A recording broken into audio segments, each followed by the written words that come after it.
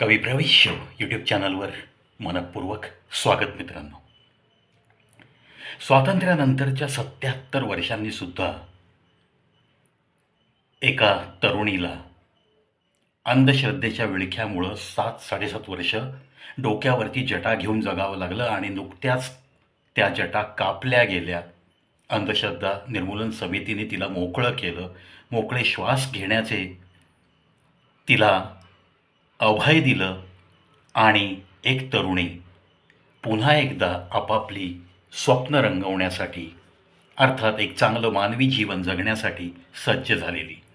असा मी व्हिडिओ नुकताच बनवला. म्हणजे 77 वर्षानंतर सुद्धा अंधश्रद्धा आजही आपल्या खेड्यापाड्यामध्ये जिवंत आहे. अशा एक निगेटिव्ह व्हिडिओ असं म्हटलं तरी चालेल. आणि मग आज तुम्हाला जाता जाता अजून एक सकारात्मक व्हिडिओ. आज 77 वर्ष झाली देशाला स्वातंत्र्य मिळून. त्यानंतर हळूहळू आपला भारत देश एक विकसित देश होण्याकडे वाटचाल नक्की करतोय. या पार्श्वभूमीवर ही खटकलेली एक घटना आत्ता एका व्हिडिओद्वारे मी तुमच्या मनापर्यंत पोहोचवली. आता या व्हिडिओद्वारे एक सकारात्मक होत चाललेला बदल, जो की आपल्या पोलीस डिपार्टमेंटशी निगडीत आहे. कॉप 24 पुण्याच्या पोलीस कमिशनर साहेबांनी सुरू केलेला हा उपक्रम. म्हणजे एखादी घटना कुठे काही घडली आणि आज टेक्नॉलॉजीचा वापर करून जर या कॉप 24ला कुठूनही मेसेज, फोन आला एखाद्या नागरिकाचा, तर लवकरात लवकर तिथे पोलीस कसे पोहोचतील यासाठी हे कॉप 24 एक सेफ ॲप सुरू केलं होतं. आणि त्याच्या यशस्वी चाचण्या, त्याला योग्य रीतीने प्रतिसाद पण दिला गेल्याचं आत्ता नमूद केलेलं आहे. म्हणजेच व्हिजिबल पोलिसिंग, लवकरात लवकर नागरिकांना जिथे काही धोका उत्पन्न झाला असा निरोप आल्यानंतर त्यांच्यापर्यंत पोलीस लवकरात लवकर कसे पोहोचले जातील यासाठी ही सुधारणा घडवण्यात आलेली आहे. आणि त्याची अंमलबजावणीसुद्धा यशस्वीरित्या झाल्याचं आज निष्पन्न झालं आहे. त्यामुळं या सगळ्या वर्दीवाल्यांचं लाख लाख अभिनंदन करतो मी.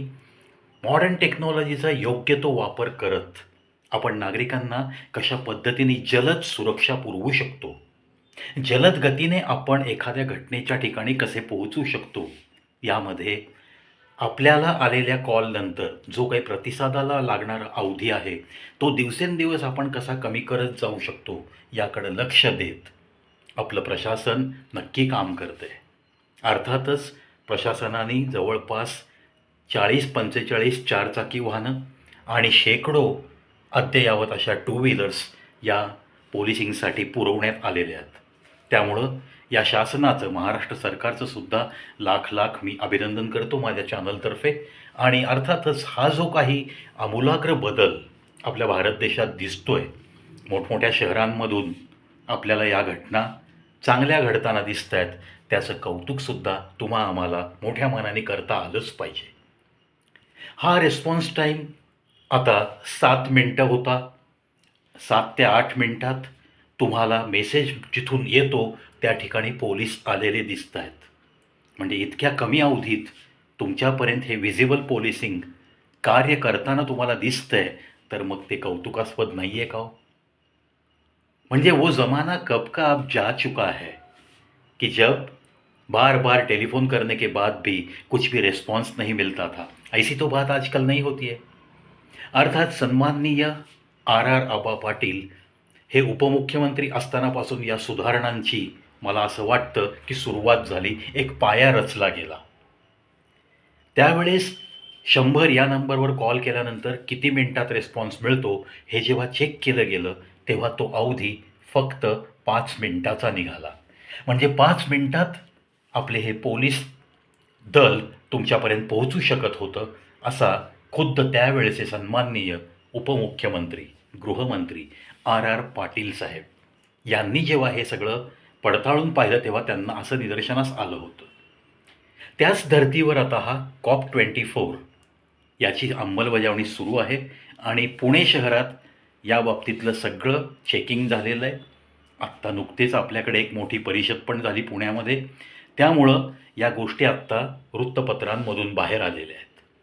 मित्रांनो, खरोखर टेक्नॉलॉजीचा एक योग्य वापर करत आपल्या नागरिकांच्या सुरक्षेसाठी अहोरात्र झटणाऱ्या या मंडळींसाठी कडक सॅल्यूट जरूर बनता है ना, जरूर बनता है. म्हणूनच कविप्रवीत शो यूट्यूब चॅनलतर्फे अशा काही चांगल्या घटना जिथं कोणाच्याही हातून घडू दे त्यांना कडक सॅल्यूट केल्याशिवाय या प्रवीला राहवत नाही. म्हणूनच आपलं घरदार, आपले सणवार याची कोणतीही पर्वा न करता अहोरात्र तुमच्या आमच्यासाठी झटणाऱ्या या आपल्या खाकी वर्दीतल्या देवदूतांना कविप्रवीत शो या यूट्यूब चॅनलचा कडक सॅल्यूट. अर्थात त्यांना त्यांच्या आयुष्यासाठी लाख लाख शुभेच्छा पण मी अर्पित करतो. स्वतःची सुखदुःख बाजूला ठेवून सतत जनतेच्या सुखदुःखांचा ध्यास घेतलेलं हे डिपार्टमेंट तुम्हा आम्हाला ना कधी कधी लांबून जे लोक टीका करतात ना त्यांना अशी चपराक मारावीशी वाटते. म्हणूनच मी ही शाब्दिक चपराक मारतोय. अरे तीसुद्धा माणसं आहेत, तीसुद्धा उन्हातान्हात उभी असतात. एक ट्रॅफिक पोलीस एखाद्या चौकामध्ये त्याची ड्युटी निभावतो, 8 तासातच तो घरी जाऊ शकतो असंही काही नसतं.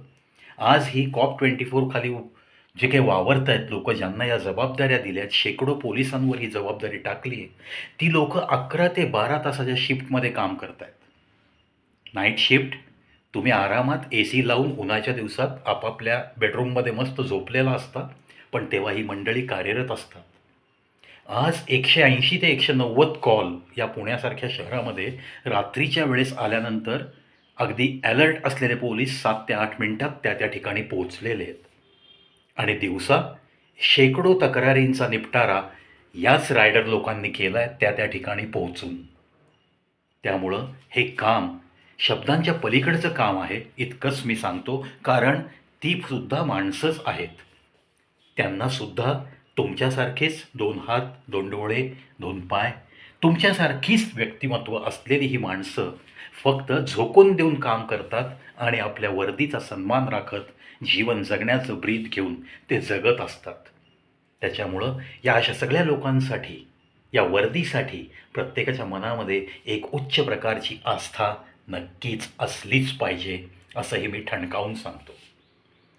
मित्रांनो, जे लोक अहोरात्र राबतायत ना, मग ती खाकी वर्दी असो किंवा मग त्या सैनिकाची जवानाची वर्दी असो, आपल्याला या वर्दीमुळंच आपण मोकळे श्वास अतिशय आनंदाने घेऊ शकतो हे आपल्याला नाकारून चालणार नाही आहे. खूप ठिकाणी अवैध घटना घडतात, काही माथे फिरू कोयते घेऊन फिरतात, पण ही बातमी समजल्यानंतरसुद्धा हातात कोयता असलेल्या व्यक्तीलासुद्धा परवाच माझ्या बघण्यात आलं. पुण्यात घडलेली घटना, अतिशय उद्रेक माजवत तो चाललेला होता. 2-4 आपल्या रोज करून खाणाऱ्या जे गाडीवाले असतात, पदार्थ विकणारे, त्यांच्या गाड्या वगैरे त्यांनी फोडून काढल्या. काही दुकानांवरती त्यांनी कोयत्याने वार केले. अनेक माणसांना धमकावत हा मस्त अगदी राजेशाही थाटात चाललेला होता. आणि मग फोन गेला आणि 2 रायडर आले. बघा मित्रांनो, एखाद्या माणसाच्या हातामध्ये हत्यार असल्यानंतर तो माथे फिरू कुणावरही वार करू शकतो. त्याची सायकोलॉजी ही अशाच पद्धतीची असते हे माहीत असूनसुद्धा एक रायडर गाडीवरनं उतरला, वर्दीतला हा पोलीस, आणि स्वतःच्या जीवाची पर्वा न करता त्याच्यावर झडप घालून त्याचा कोयता हस्तगत केला आणि नंतर यथोचित त्याचा समाचार घेतला. भर रस्त्यात, ज्या रस्त्यात त्यांनी दहशत माजवली होती ना, त्याच रस्त्यात त्याला मस्त तिंबून काढला. आणि हे झालंच पाहिजे. याच्याशिवाय या स्वतंत्र भारतातला हा स्वतंत्र नागरिक योग्यरित्या आपलं आयुष्य जगूच शकणार नाही आहे. दॅट्स वाय करोडो कडक salute to all the department and whatever the things are going on by using the modern technology. Salute to all the officers who are insisting to implement such type of things in their department. मित्रांनो, चला पुन्हा पुन्हा आपण या खाकी वर्दीला कडक salute करूयात. आणि आजच्या व्हिडिओत ही माहिती तुमच्या मनापर्यंत पोहोचवणं मला गरजेचं वाटलं. एक नकारात्मक व्हिडिओ आणि एक सकारात्मक व्हिडिओ अशा दृष्टिकोनातनं मी आज तुमच्यासमोर आलो आहे. आणि 7,800 व्हिडिओपर्यंत मला अशीच तुमची साथ मिळाली त्याबद्दल पण लाख लाख धन्यवाद मानतो. अर्थात सफ़र जारी रहेगा. अभी तो हम बस यूं ही चलते रहेंगे। 7,800 के बाद का सफ़र शायद मैं आज ही शुरू करूंगा या कल फिर मिलेंगे। तब तक मस्त रहिए, हंसते रहिए, मुस्कुराते रहिए। जो लोग हमें सहायक बनकर आते हैं, देवदूत बनकर आते हैं, उनके लिए दिल में एक ज़रूर सम्मान रखना हर किसी का फ़र्ज़ बनता है। यही जाते जाते फिर एक बार आपके कानों तक।